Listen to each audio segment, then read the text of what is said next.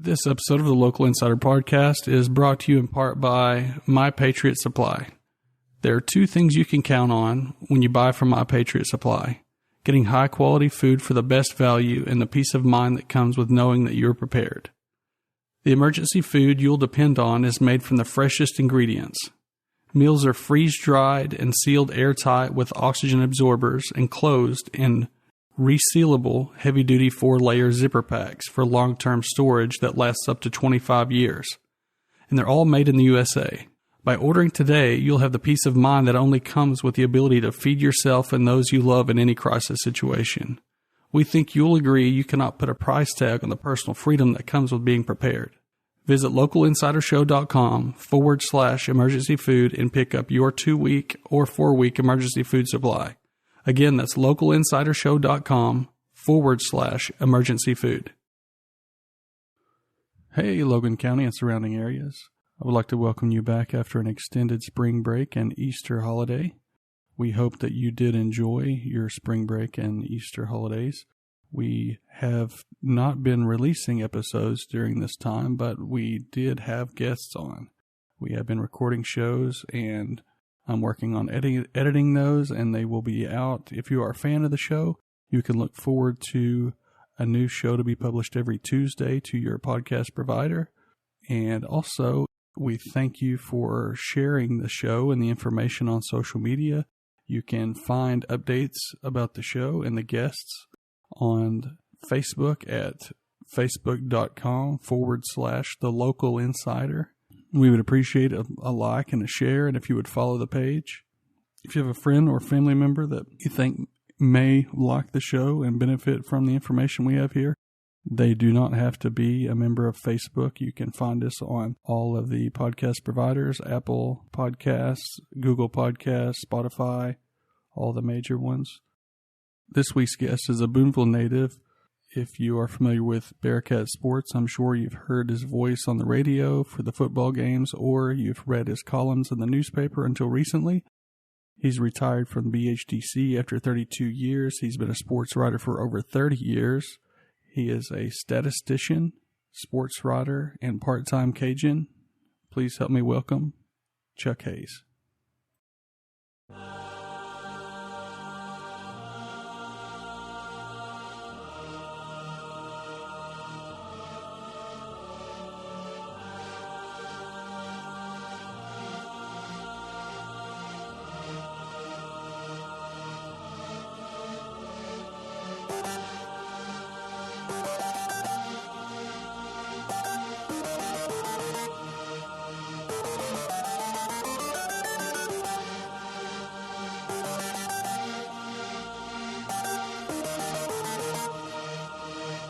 Welcome to the Local Insider Podcast, the show about everyday people who make a big difference.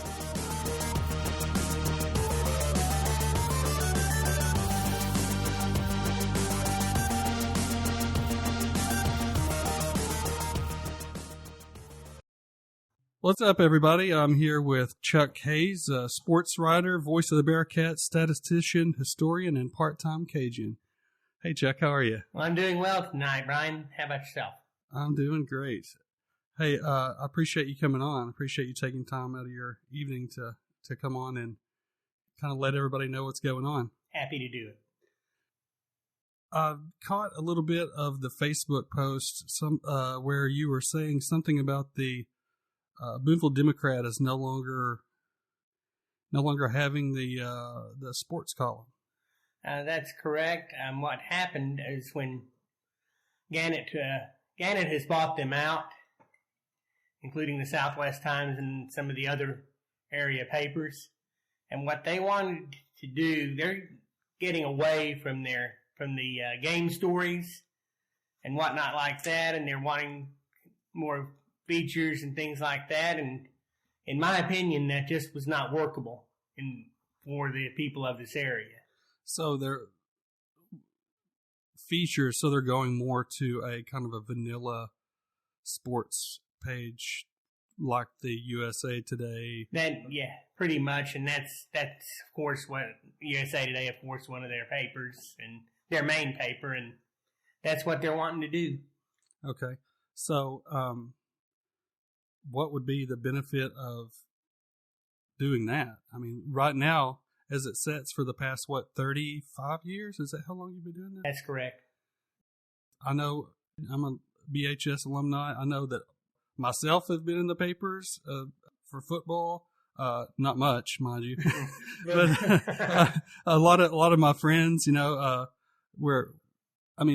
look as athletes, we look at that paper in basketball, baseball, and I know that the girls do for softball and volleyball, and that's kind of one of the things we look for. And if you take that away, where does that leave the people of Booneville?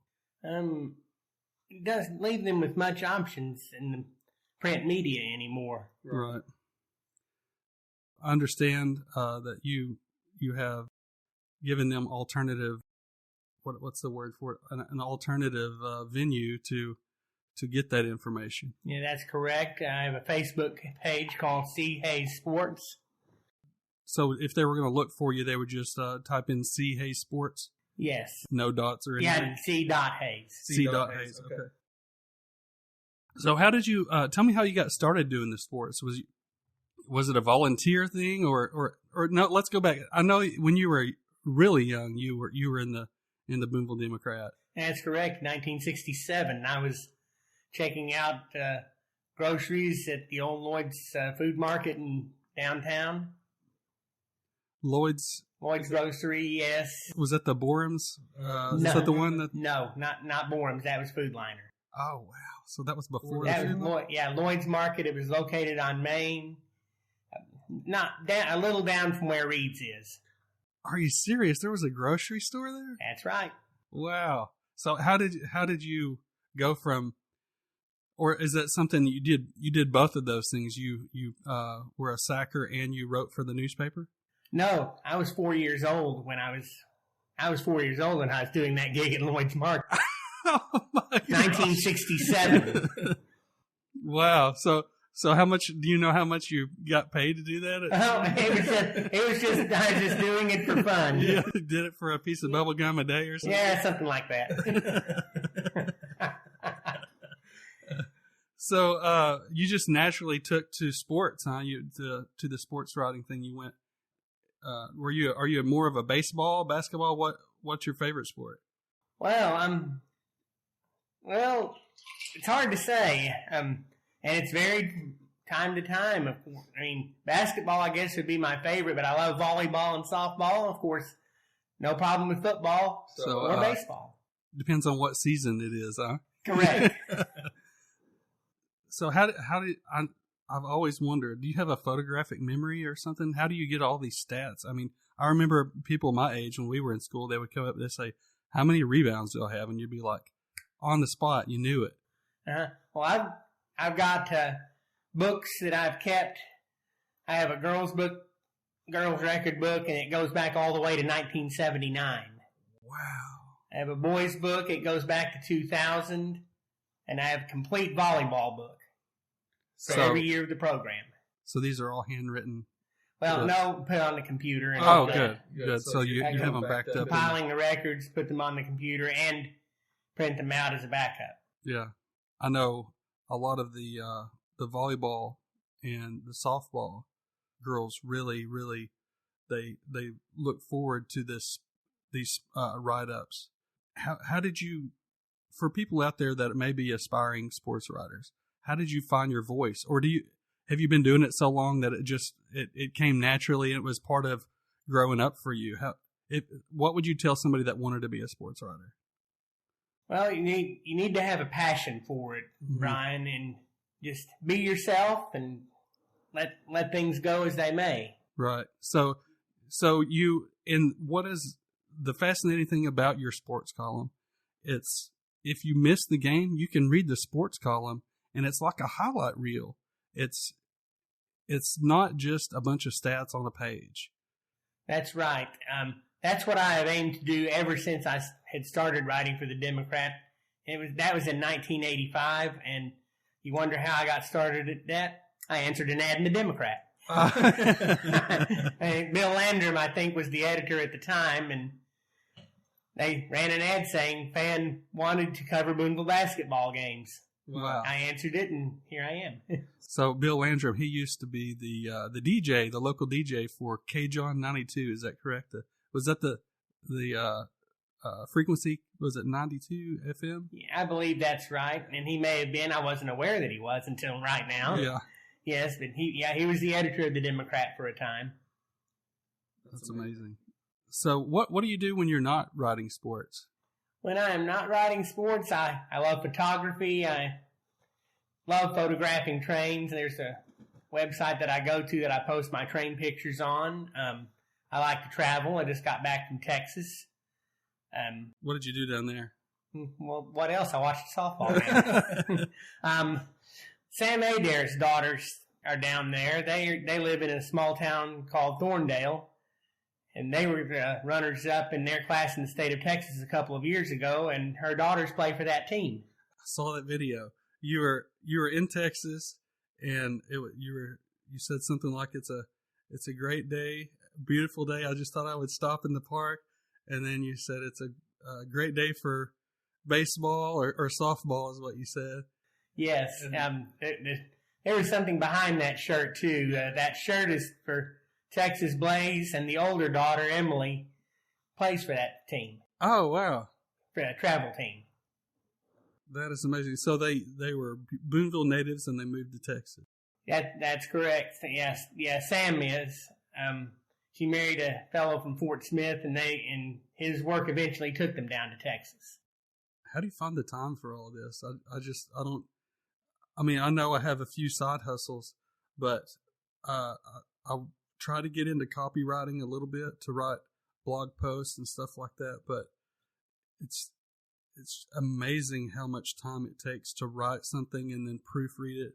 I know you've had lots of practice, but what are some of your secrets for time management? So I guess what I'm saying is, what does a day in the life of Chuck Hayes look like? Well, if I've had a game with what I'm doing now, if I've had a game the previous day, usually that's the first thing I do after I have my breakfast in the morning is write my article about the game, and then I go to practice. I haven't been, of course, because of the COVID, been able to do that as much, especially for the indoor sport. Mm-hmm. Try to go to the practices for each sport as much as I can and get a little insight on that and find out what's going on. Right.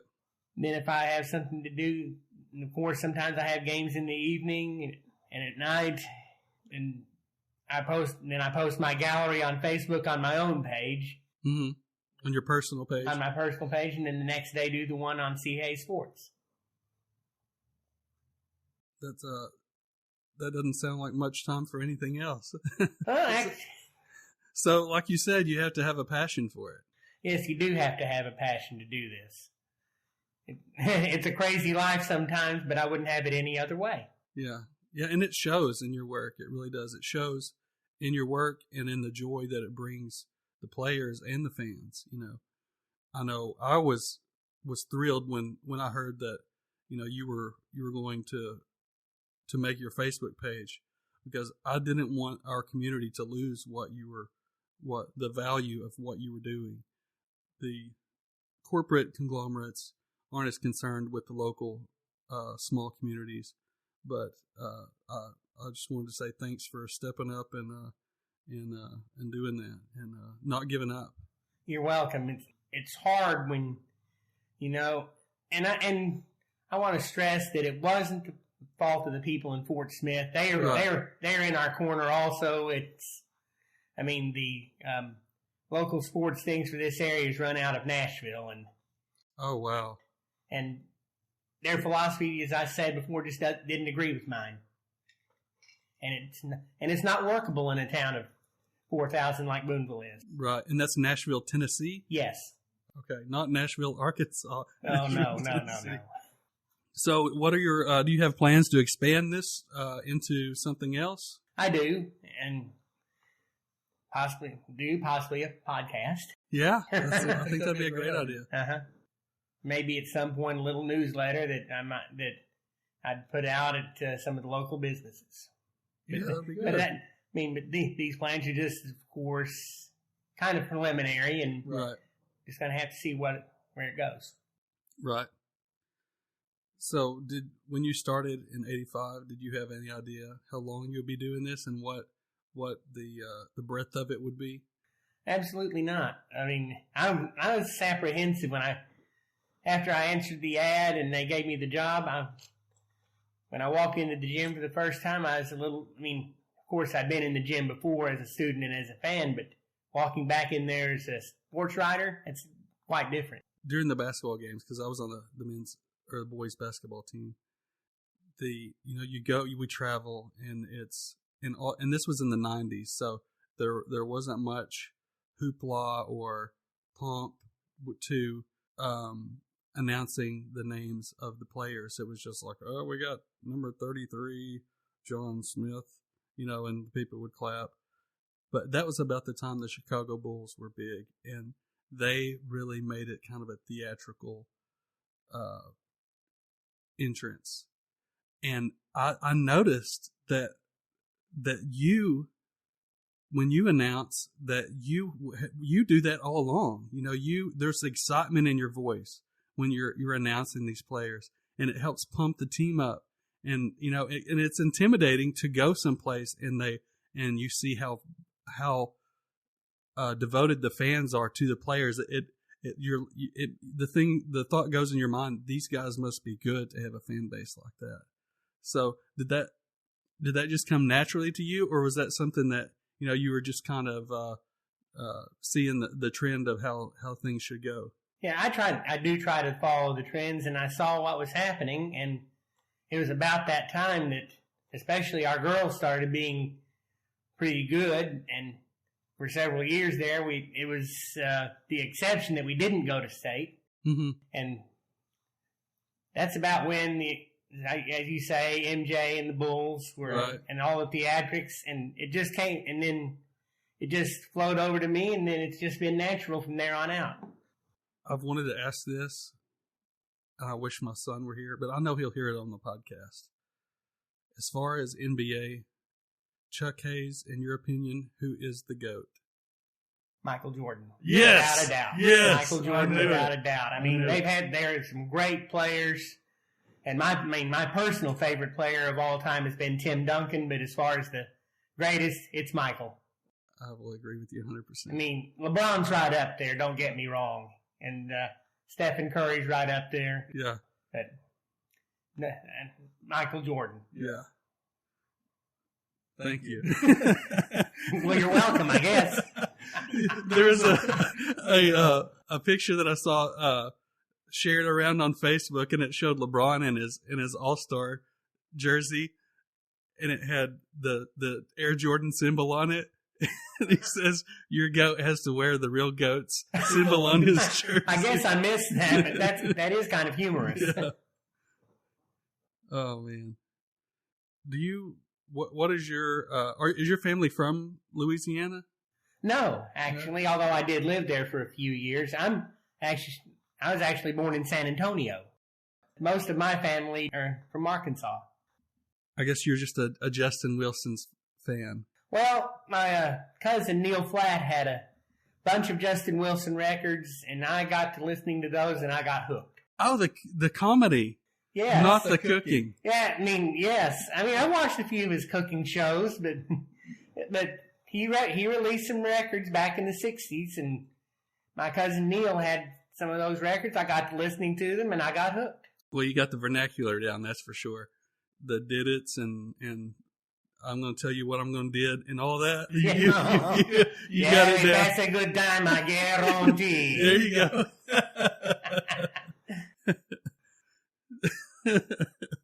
Oh man, tell me a little bit about how Bearcat Sports has evolved over the time that you've been writing. I primarily write about basketball, softball, volleyball, mm-hmm, some track.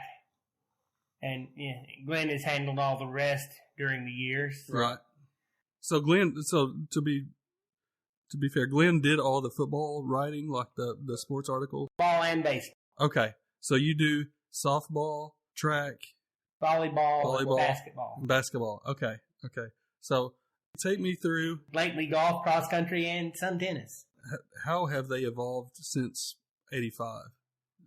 Well, basketball has to have evolved the most, and to be fair, most of it has come in the past few years for the boys. Mm-hmm. Now, when I jumped in, the girls had just gotten to be a pretty good little force. They won district for the first time the year before I started reporting on them. Mm-hmm. Well, who was the coach at that time? It was Coach Brown. Steve Brown. Yeah, Dina Brown, actually. Oh, it was his wife. Dina, and then Steve took over, and they never got to state. They won district a couple of times and got to regionals. They could never get to that next level. And then in 97, 98, Lisa Deeds took over, mm-hmm. and Davis at the time, and that was our first state team that had, I guess you could call it our own version of the triplets. Christy Adair, Andy Schlinker, right. Jenny Michaels, and mm-hmm. then Lindsay Shirey was on that team, and her sister Lee, mm-hmm. and a whole big supporting cast, including Sam. I see. And that was in the 90s. Yes, 1998 was the first time we went to state. We beat Truman, and then we lost to D Queen, and that was a heartbreaker. So we ended up state runner-up in that year? No, we got to the quarterfinals. Had we beaten D Queen, we would have played Ozark the next round. And I'll guarantee you that Ozark would not have hit 9 3-pointers like they did against D Queen. I see. See, that's amazing to me that you remember the finite details of even the opposing team, how they won their game was by 3-pointers. You know, that is, you know, a lot of times you see people that are really good at things, and then you see people that have found their calling, and you see the result of it, and it's almost inhuman how well they do what they do. And I think you found your calling, Chuck. I would have never remembered the way some opposing team that we might have played if we would have won, how their strengths and their weaknesses. That's amazing, and it's really nice to see that in Booneville, Arkansas. Thank you. You're welcome. So the 90s, the girls. How did the boys do in basketball? They were frankly, they had their moments. I was on those teams. Yes, they had their moments. I remember in 2000 there was a big, huge to-do because that team beat Clarksville, and we had not beaten Clarksville since 1977. Wow. Do you know who was on that team in 77? Well, Will Swint was on that. Russell Garrison, Garrison was on that.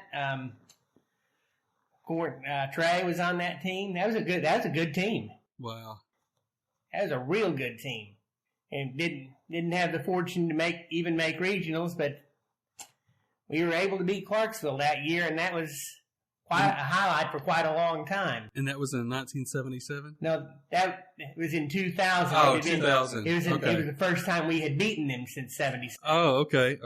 And, I mean, Clarksville was loaded. They always were during that period of time. Coach Thompson over there is a real good coach, and he always had the personnel to challenge for state each and every year, and mm-hmm. we just happened to have a good team that year and snuck up on them and beat them by 7.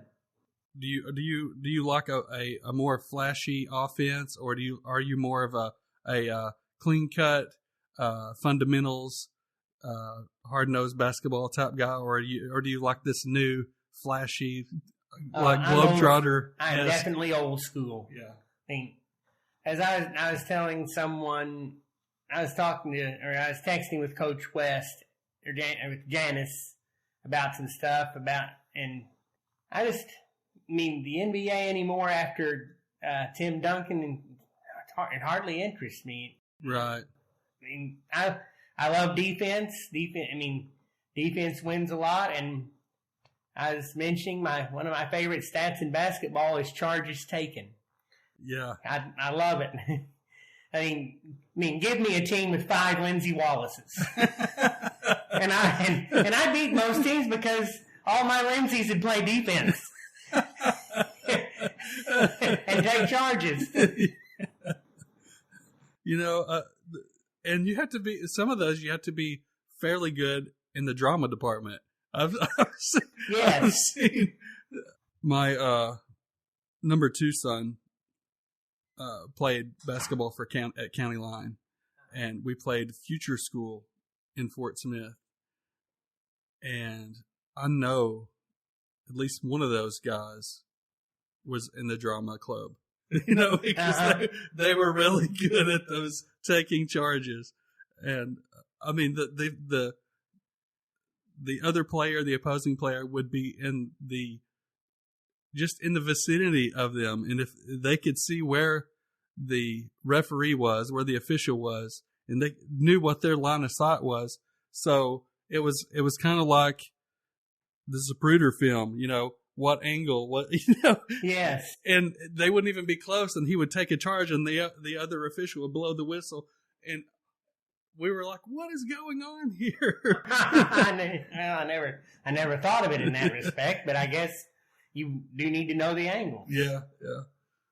But yeah, I'm with you. I like I tend to be more old fashioned when it comes to, even in football. I noticed, I went to a Booneville game this last season, and I noticed a lot of celebration after the plays, and Rippy wouldn't have stood for that. No. You didn't. You could celebrate after the game, after each play, but that is kind of commonplace now throughout all sports, it seems like. Yeah, but that was kind of Coach Rippy's deal. I mean, when you scored a touchdown, you handed the ball to the official and carried on about your business. Right. I think Shield was probably the same way. I remember Shield briefly. I wasn't coached by Shield other than two-a-days. I was under Shield during two-a-days, but I had an uncle that played for him, and I knew lots of people that played for him, and that seemed to be, I guess it's more a strict, like you say, old-fashioned style of hard-nosed football, just get the job done, Yes. On the flip side, I guess it would be a little more enjoyable for the players this way. They get to celebrate, and it kind of throws the trash talk we have in basketball that goes on the court. It kind of, there's a little bit more of an emotional element to the football game. If you see somebody, the opposing player celebrating a lot, I guess that could come into play. It can kind of get under your skin a little bit, yes. Yeah. I understand that your dad is a World War II veteran. That's correct. He was in what they call the 1st Special Services Force. That was an elite American-Canadian group that were called by the Germans. They were called the Black Devils, and there was a movie in the late 60s about them. The Devil's Brigade. Yes. Okay. Yeah, an old friend of mine, Brian Robertson, who used to be married to your sister, told me, a little bit about it, and I was like, no way, and of course, your mom worked with my grandmother up on the hill, and I know my grandmother may have mentioned it a time or two, and I've always been a history buff since, even when I was a small child, I loved reading history.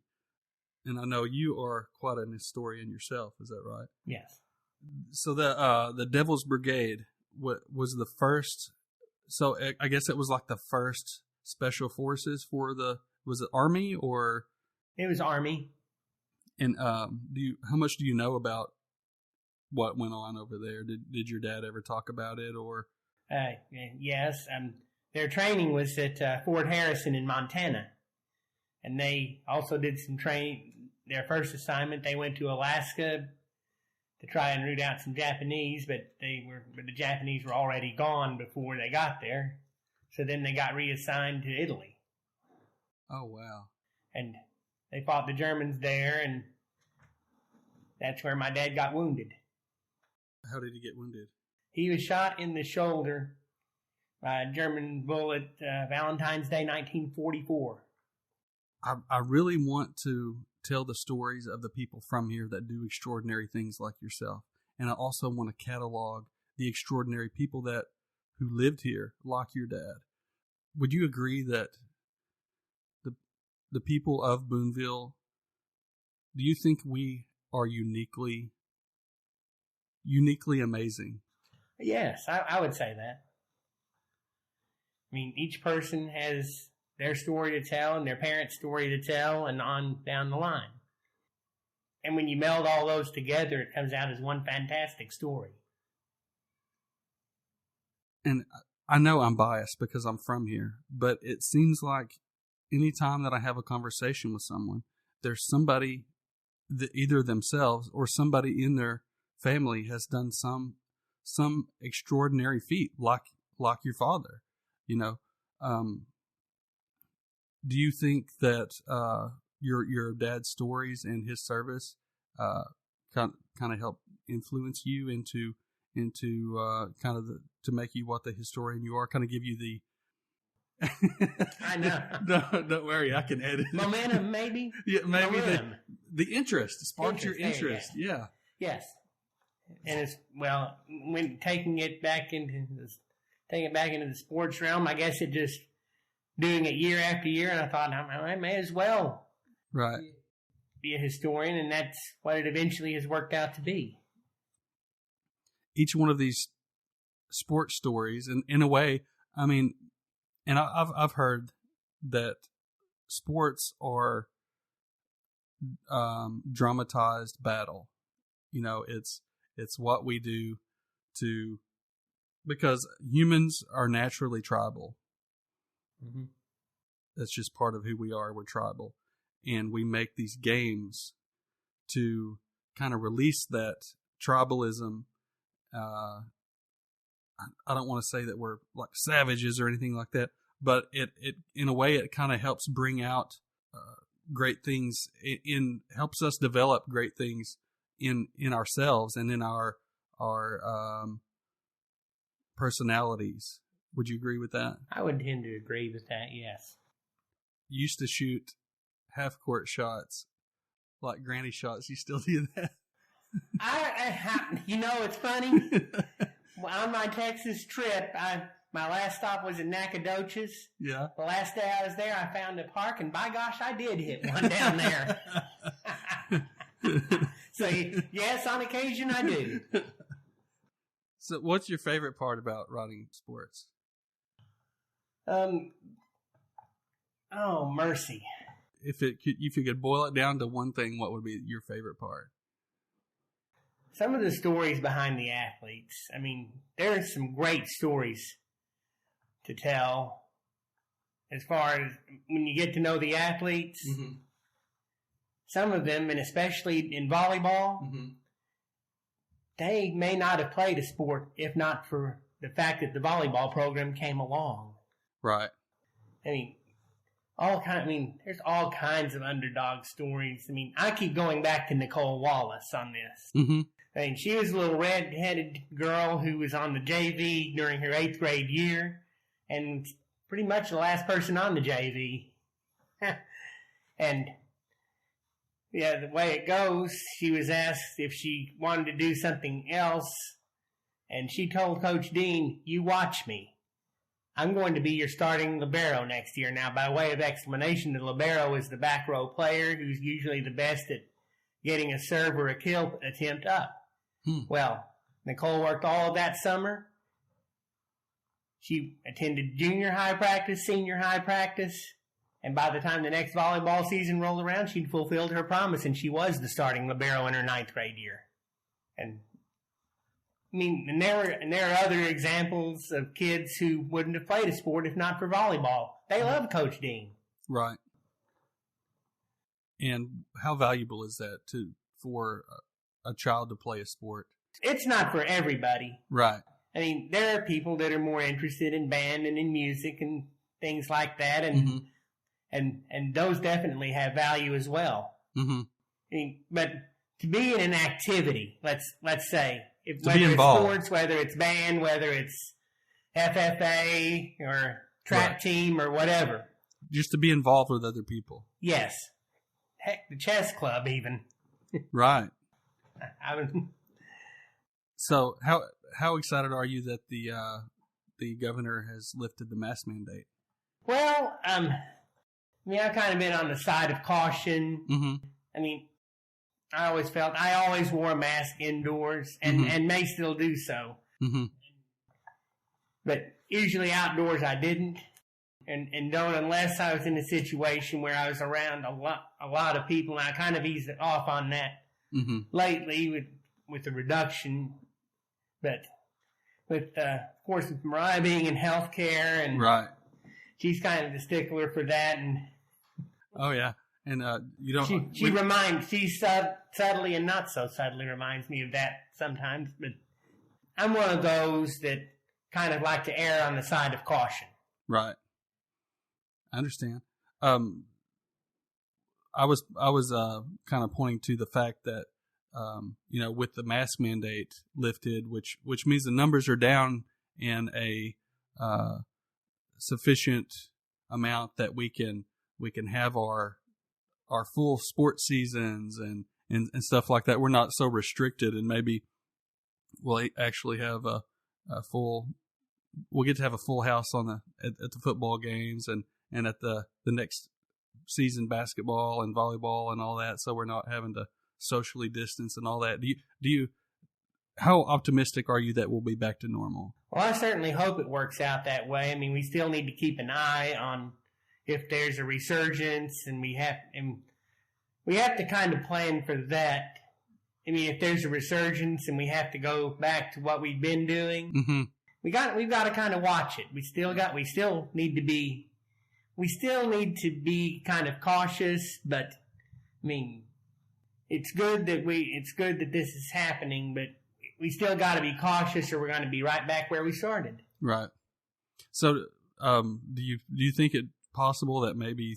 I mean, I don't want to get off in the weeds here, but do you think it possible that we've achieved herd immunity, or? I think it's a little early for that, to be very honest with you. The vaccination rate in this state, frankly, is not one of the better ones in the country. I think there still needs to be some time before herd immunity. I am optimistic that will take place sometime before the end of this year, though. Yeah, good. What do you think the future of Booneville sports looks like? Do you see the community growing? Do you see us kind of staying and also, how does it look compared to, say, early 2000s as far as the programs on their size and kind of depth? Yeah, I think right now we are in a much better position personnel wise than we were back in the past, and I'm talking about all sports. I mean, right now we are having an excellent sports year. I mean, football got to the semifinals. Volleyball after they had struggled a couple of years, they've gotten back and have had some respectability this past year. Every basketball team, senior high and junior high, won at least 10 games for the first time, and I think ever.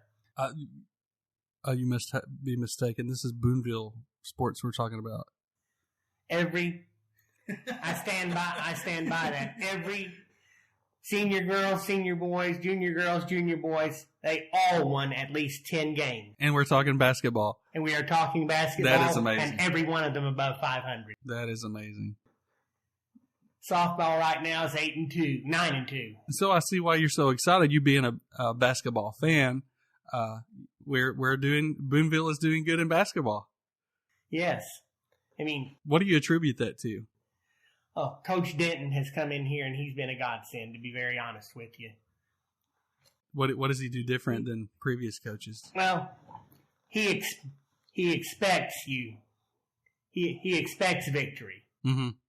He's one of the best coaches I've ever seen come through here, obviously, and then he has a good rapport with his players. He will do anything for them, and he's always there even after they graduate if they need some advice and things and stuff like that. Right. No offense to any previous coach. It seems as if the basketball program always played second fiddle to the football program.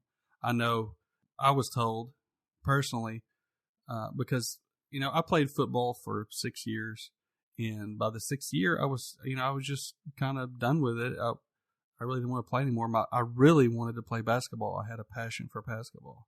I wasn't that great at it, but that didn't mean I didn't want to play. And, I was told, I was asked, do you want to start in basketball? Do you want to play? And I said, well, of course. And I was told by a coach, well, then you're going to need to play football. Do you think that has changed, or do you think they have kind of equal power as far as in the eyes of the school, or do you think that maybe that may have something to do with their success? How we're successful in football and in basketball? Yes, I think that it's evolved over the years, and yes, I will agree with your statement that in the past football was king and everything was secondary. Now to some degree it still is, but I think basketball and baseball are beginning to get on a more equal footing. Right. Than with football. Right. And that's a good thing, because there are kids like myself that was kind of looking back on it, that it's kind of shocking, and I don't want to speak ill of anyone, but that was just how it was. And now if you want to be just a basketball player, you can do that. That's correct. So, and where do you see Booneville sports going from here? Well, prediction hat. I think that we will continue our current excellence for several more years to come. It's not just the 7 through 12 that I watch. I've been watching some of the younger groups also, and there's a lot of talent coming up on that. Good grief. You look at Lexi Franklin, who's doing so good in softball this year. Her little sister's really good at basketball. She's in the 6th grade, and that whole 6th grade group is really good. You got the Haley Villarreal's little sister, and then you have this Lauren Settle. She's 6 feet tall as a 6th grader. Oh yeah, I've witnessed that firsthand. I spoke to her mom at practice. Jaden's team practiced against Lauren's team, and I didn't recognize Lauren, because this happened. She jumped like 20 feet in height over one summer, and I was like, who's that high school kid out there playing with the girls? And then I looked over, and there's Lacey. She goes, I know, I can't figure it out, But no, I see us continuing to ascend in every sport. Mm-hmm. Because of the talent that we've got coming up 7th, 8th, 9th, and even back as far as 2nd and 3rd grade. If they will continue to develop and stick with it, I don't see any reason why we can't be excellent at all sports for years to come. That's good to hear. How about Booneville as a town? How is it from where you sit? How, kind of tell me what your experience is from growing up here. Back when I was, I'll just give you some background. We were here from 67 to 70, and then we left because my dad took a job down in Stuttgart. Is that how Tippy met Billy? Yes, indeed. Oh, wow. Okay. Yes, indeed. That's how Tippy met Billy. Because she moved down there, and she became one of the head honchos of one of the cable TV companies, and actually talked to Ted Turner over the phone. Oh, wow. But through Stuttgart, that's how she met Billy. Okay. So you said 1970s when you guys moved to Stuttgart? Yes, and then we came back in 1979. My dad retired, and the way he put it, he wanted to live closer to Ruby's mother.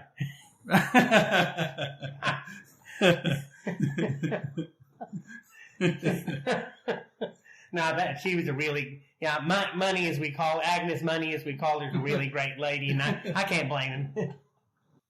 It all, as any town does, it has its ups and downs and through the years, and it had been going. But I think you're starting to see little pick back up with, of course, Reed's, Black Dog, Sterling Soap, and the coffee roastery, and of course, Mr. Loban's plans for the theater.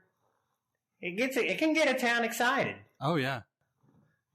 And I'm also happy that the marathon came back to town after we lost it for a while. Indeed. So you lived in Stuttgart for 9 years? Yes, 70 to 79. And Stuttgart is quite a bit bigger than Booneville, right?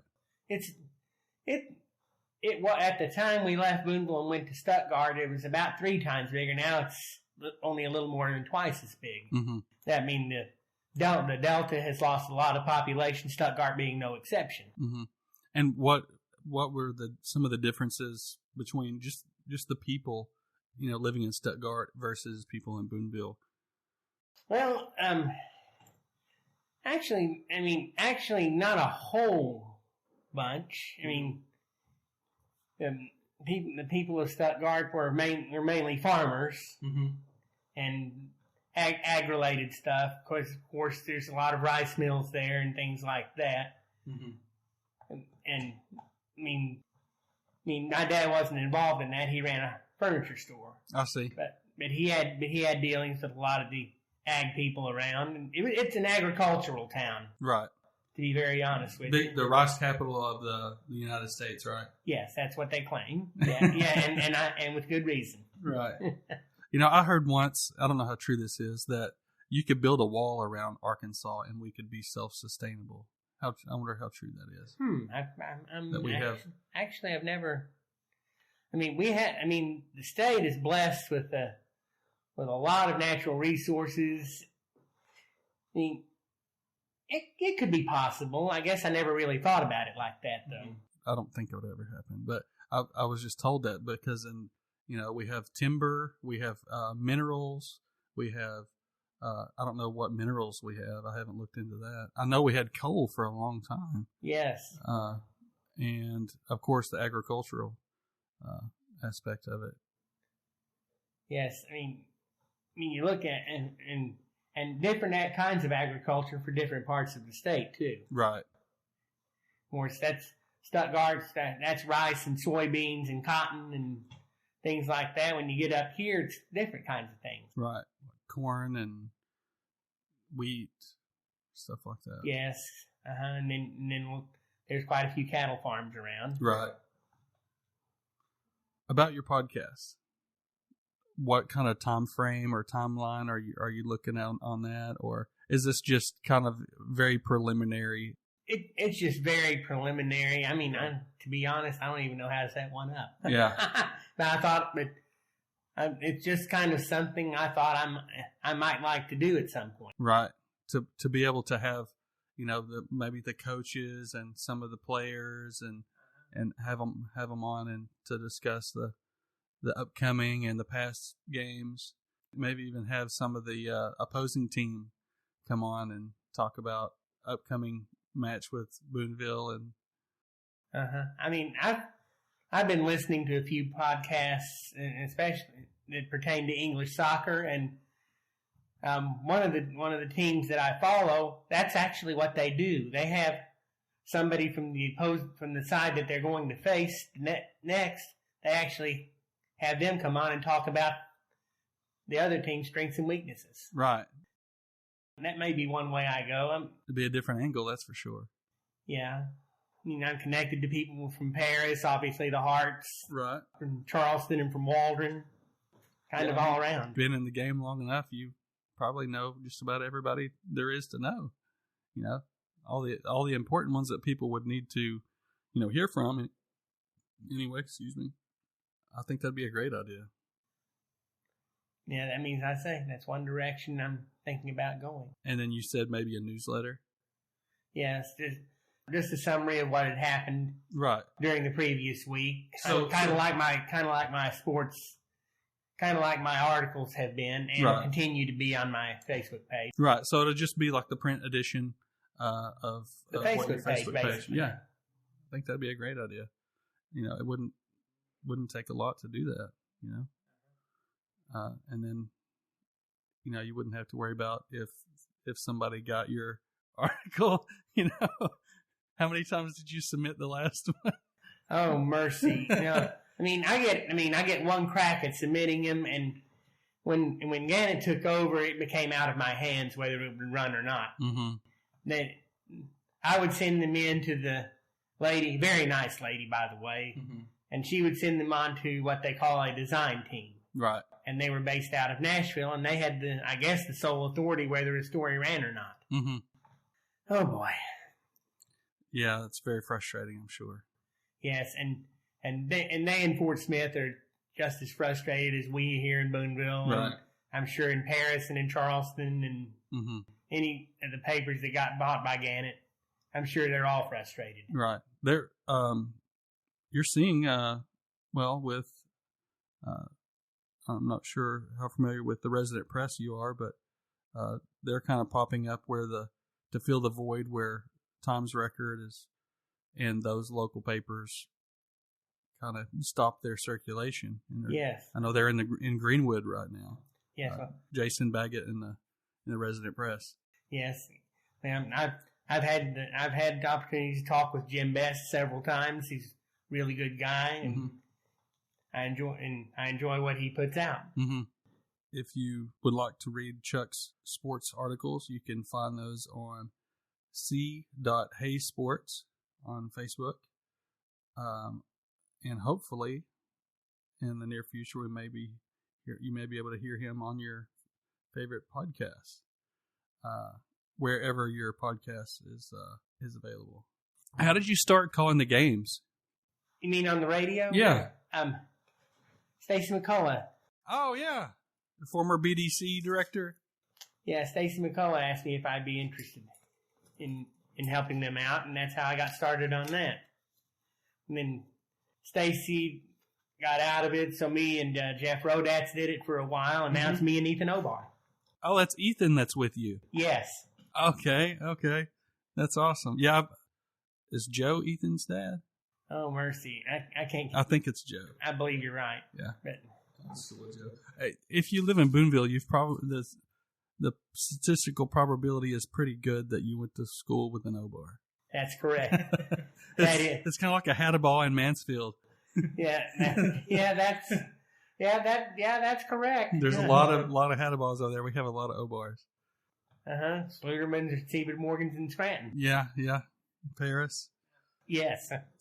That's just one of the things that fascinates me about this area is, we're so connected, but, even though we're quite a bit of space between us, I guess the people that move here and there, I've worked with people, especially if you work in the community, you work with people maybe from Paris or maybe from Waldron or maybe from Havana or something like that. And it's just, for the most part, some of the best people in the world in my book. I'll agree. I mean, you mentioned the O-bars. Some others. Rays and Mays and Adaires and. Yeah. Oh, Adaires, man! There's probably more Adaires than chins in the Chinese phone book. But no. That's could be right. I've been privileged through all these years. I've been kind of a part of, 1, 2, 3, 4. And if I count some individual stuff in track, probably 5 or 6, been privileged to witness 5 or 6 state championships as far as when individual or team has been concerned. Oh yeah. Football twice, softball once.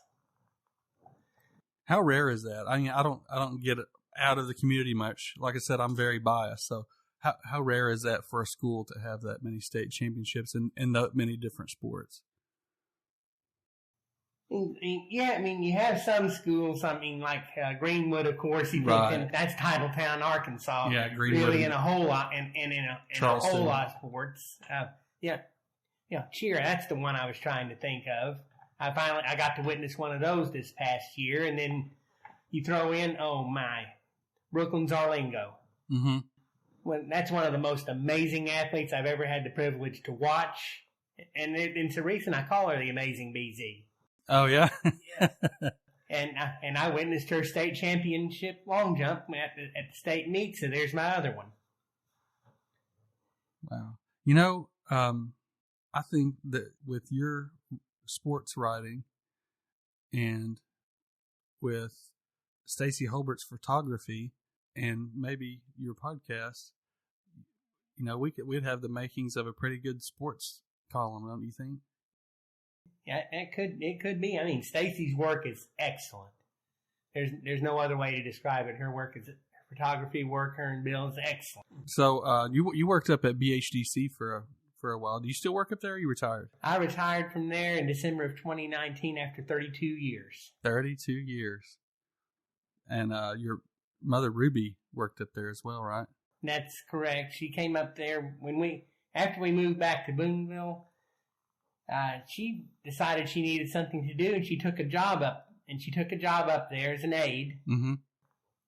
And she always there was something she always liked to say about her work up there. She said, "I am having the time of my life, and I'm getting paid to do it." Oh, yeah. She enjoyed her work. She loved the clients. It was client first with her. I mean, as it was with me, but maybe even more with her. The clients came first. They were to be respected, and their rights were to be followed. Right. And, you know, one thing it seems to be a common thread through your family is you always speak up for the small person. You know, you for the least of us. You know, not that their voices are the least, I should say. You know, they can't speak for themselves, and that's one thing I've seen Tippy, Mariah, and you all do. You know, you're very, very good at that, and I guess it came naturally. You know, from you know, my grandmother worked with Ruby, and you know, she seemed to, from what I remember, she concurred exactly what you're saying. Yes, that was Mom, and well, Tibby also has a background of working with the developmentally challenged. She helped run a sheltered workshop in Stuttgart, and then my oldest sister, Gigi, who lives in Houston, has had some experience in that too. Okay, see, I knew there was another one, but I never met her, I don't think. Yes, she is my oldest sister. She's 25 years almost to the day older than Mariah. Oh, wow. Yeah. The funny thing is there was as big a spread as there was actually 5 of us. I had another older sister that I never got to know. Really? Yes. She passed before you were? She passed before I was born. Her name was Cassandra. Oh, wow. And she was going to be a veterinarian. In fact, she had somebody that when the time came, they were willing to pay her way through Texas A&M. Willing to pay her way through Texas A&M? Yes, if that's what she so chose. And this was when she was age 11. Wow. She had her mind made up. She loved animals. Wow. She had a way with animals. She could. The story I was told, there was a pack of wild geese at somebody's pond that my family was visiting, and Cassie decides to go down there, and the homeowners told them, "I wish that you wouldn't," but Cassie went right down there, and the geese came around her, and it didn't bother her, and the geese didn't mind. So she was kind of a animal whisperer. Yes, you might say that. What happened with Cassie is in 1961, a couple of years before I was born, she developed osteogenic sarcoma, bone cancer. And she passed just a couple of weeks short of her 13th birthday. That's sad. 1962, and then I was born the next year. Man. And you're the only boy. That's correct. And the third Charles in a row. Third Charles in a row. Different middle name. Yeah. Understand that your nephew went on to follow a career in the military. Yes. Yes, Lucas, Mariah's son, joined the Air Force recently. I'm extremely proud of him. I mean, he's certainly not the only family member that's currently in the military. I have a nephew who's been serving for quite a while in the Army now. Mm-hmm. And would that be? That is Tippy's grandson, Tanner. Oh, okay. So, what was Mariah like as a child? Oh, Mariah. I mean, she was always the most outgoing of us all. Obviously, you can tell that. Right. But you could tell deep down that she had a heart of gold and she wanted to help too. Right. It sometimes wasn't obvious, but it just kind of came to her as she matured and progressed on. Mm-hmm. And eventually she's now got a nursing degree, and she can have a whole bunch of letters behind her name if she so chooses. Right. And I'm proud of her. Yeah. I really am. But there was 9 years between me and her, even. Right. So that was another thing. She was quite outgoing, and she always had friends over, and things like that. I mean, you wouldn't know it from me being out and around, but I'm kind of a shy person. I wouldn't have guessed that, Chuck. Yeah. Yeah. But I think being in sports writing and all this and it has helped with my shyness to a degree. Right. Well, when you have something that you're very passionate about, it kind of helps because you kind of helps give you something to talk about. You know, you have a commonality already. Once if I walk up to you, I'm at a football game. Of course, we can talk about the football game, or if we're at a basketball game, of course, we can talk about the basketball game. You don't have to worry about the icebreakers. Yes, when you're comfortable talking to somebody about something, and it just comes naturally. As I say, I think that's helped me with my shyness over the years. Mm-hmm. How much of your 35 years did you work in Judge Hill? Oh, let me see. That's where I started, and I was there a few months, and then I moved to several other areas, came back for a couple of years, left there for 9 years, came back again for about 3, left for 6 months, and until I helped take over the exercise class, I had been there for 9 years. So I would say all in all, probably 12, 13. For those who don't know, Judge Hill is one of the, it's kind of the hospital of up there, right? If you would say it would kind of the people who need the most, well, a complex would probably be the people who need the most, supervision, right? Or would that be Judge Hill? Judge Hill would be the ones that need more supervision because they have more medical issues than some of the people in the other areas. I see. That way they're very close to the medical department, which is of course downstairs in Judge Hill. Right. And the reason I bring that up is another kind of thread that it seems to go with you guys is you're always wanting to help. You know, you're always there to. My wife is friends with Mariah, and the phone call to Mariah is the first one on a very, very bad day. If she's had a really bad day, she don't even want to talk to me, but she'll call Mariah. That's very appreciated that you bring that up. That your wife has somebody like Mariah right. that she can vent to. Anyway, the point about Judge Hill is it's the people that need the most help, and that seems. And I grew up there, and it seemed like you were always working at Judge Hill, and everybody else that they got put in Judge Hill, and they were always trying to get out of Judge Hill, but you didn't seem to mind it so much. No, I didn't seem to mind it. No, because it was just where I felt most comfortable.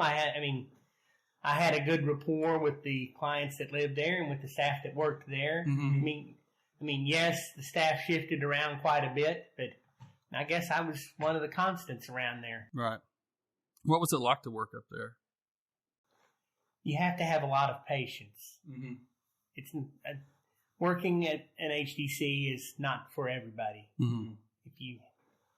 If you don't have patience, one of the supervisors put it very succinctly. When it came to working at BHDC, she had a sign up saying, "Patience is not a virtue; it is mandatory." When you work up at BHDC, and sometimes you have to spend time hearing clients out because they can't process as well as we can. Right. And it takes them a little time to get it all out, but eventually they will. I mean, for you and me, it might take 10 seconds. For one of them, it might take 10 minutes. Right. But eventually, when you get down to what they want, you're able to help them. Mm-hmm. If you are patient and hear them out. How much of an impact on our community do you think the HDC has had? And it has been very important to our community. I mean, let's face it, it's one of the biggest employers we have. Right. It has a very big economic impact on our community, and I would agree. I know I wouldn't be here. My parents worked there. I grew up there, like I said. I had Kevin Johnson, the author of The Hill. I don't know if you're familiar. I have heard about that, yes. What is your experience of, or have you had any experiences up there of any spooks or anything out of the ordinary, anything that you would say would be paranormal?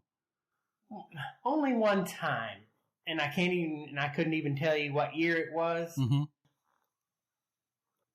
I do dances up there for the clients. I remember that in the rec area. You were the DJ. That's right. Yeah. That's right. I was, but one night after one of those dances, I was going by Nyberg on the way out, and I saw a light that I thought was out of place, and it kept moving. In the building. In the Nyberg building, second floor, maybe third floor. Wow. I saw a light. It was moving, and it didn't seem like it was supposed to be there. But really, that's the only experience I've had with something that might have been out of the ordinary or paranormal. I mean, I know I have been, but it's been during the day. I have been up in the upper reaches of Nyberg, 4th and 5th floors. And it was something else. Yeah. It was something else to see. There was like calendar page, the old medical equipment that had been left there, and I found pages from an old, those desk calendars, and I found some of those, and I think it was like 1969 or something like that. Wow. Back when it was sanatorium. Yeah. Yeah. No, it didn't become the children's colony until 1972. This was from sanatorium days. Wow. Yeah. Yeah, because it was, I think my grandparents started working there. It was still sanatorium. Yes, my grandma and my mom worked there. Wow. As did several other members of the family. My grandpa, in fact, you probably have noticed a lot of the stonework around the hill, the gates and the old laundry building, which is now one of the Prevoke areas. Mm-hmm. The stonework, most of that was supervised by my grandpa. Really? Yes. Wow. You know what? One thing I've noticed, all of that, the stonework that's up there, you see a lot of the same. It may not be the same, but it looks like the same stone and same rock in some of the buildings here in Booneville, like over where what's the building? Where Hacienda was? I don't know the name of that little shopping area there. It used to be. Where the post office was. That's where the post office once was. Right. Yes, that it wouldn't surprise me. And then you see a lot of homes that were built, around the same time that had the same rock. Several near here and right around where I live. There's one just literally a block from where I live that's at rock work. I've always loved those. Mm-hmm. Well, it looks like we're a little bit over an hour now. I told you I'd only keep you 45 minutes. And I mean, that's fine. but, so again, if you want to hear, and again, your specialty. Generally basketball, softball, volleyball, track. As I say, I've gotten into other sports like cross country, golf, and tennis, and even competitive cheer. Okay. So if you are interested in any of those local Booneville sports, check out C.Hayes Sports on Facebook. And maybe in the future, there may be some other interesting things to come. Don't ever underestimate me. You never know what's going to pop up with me. I can believe it. Chuck Hayes, I really do appreciate you coming on the show. I appreciate your patience with me. Well, thank you. And, I guess I got that patience from the hill.